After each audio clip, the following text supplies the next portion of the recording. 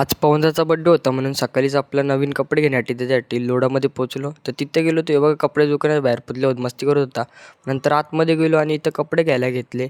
कपडे घेऊन झाल्यानंतर आपला घरी जायला निघलो आणि मग नंतर तिथून त्याचा बड्डे सेलिब्रेट करत होता. मग दुपारी आपला गेलो केक शॉपमध्ये, केक घेतला तिथून आणि मग पोचलो आपल्या मैदानाच्या पाठच्या इथं. मग तिथं गेलो, आपली गाडी उभी केली आणि त्याला बसवलं आणि मस्त त्याचा बड्डे सेलिब्रेट केला ना. पूर्ण स्प्रेने त्याचा तोंड सफेद सफेद झालेला. मग तिथून आपला रात्रीचे डायरेक्ट आलो केक घ्यायला दुकानाच्या इथं.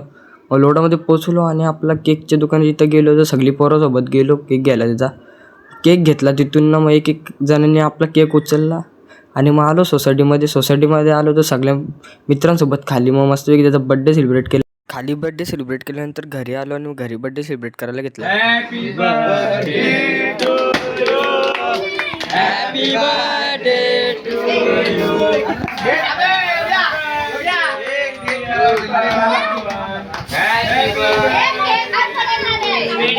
घरी बड्डेचा केक कापताना बघा पूर्ण स्प्रे केला, पूर्ण अख्खा सफेद झालेला पूर्ण घर.